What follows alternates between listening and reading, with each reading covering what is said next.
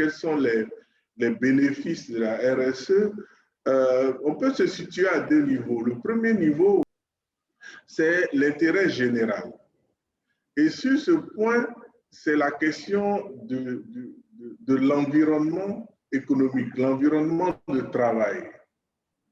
Vous voyez, je soulignais tout à l'heure la question de la gouvernance des biens communs. L'eau, les ressources naturelles, l'air et tout, si elles ne sont pas bien gérées, elles s'amenuisent et conduisent. Il y a un rapport de l'UNESCO, je crois, qui est sorti il y a 3 semaines, qui montre la corrélation entre la disponibilité de l'eau et les questions de sécurité.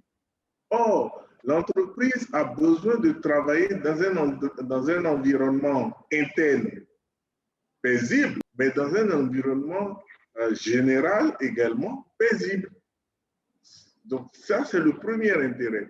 Le deuxième intérêt se situe au niveau de la profitabilité de l'entreprise elle-même. Vous avez une entreprise, par exemple, agro-pastorale, mais si vous dégradez la forêt, vous dérangez donc le cycle écologique qui vous permet d'avoir la pluie pour hydrater vos plants.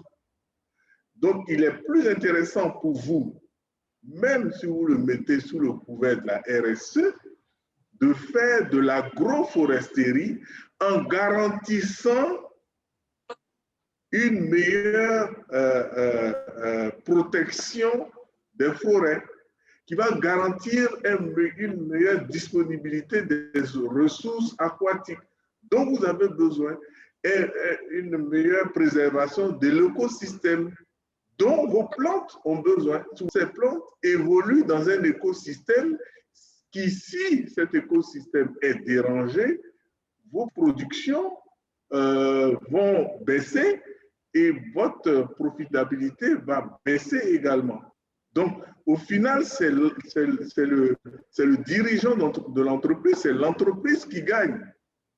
En dernier point, on ne peut pas faire la RSE, surtout quand les États sont impliqués, tout seul. Donc, il s'agit de faire des activités, ou du moins de créer un cadre où les pays sont impliqués, ou si c'est au plan national, où les acteurs du pays sont impliqués.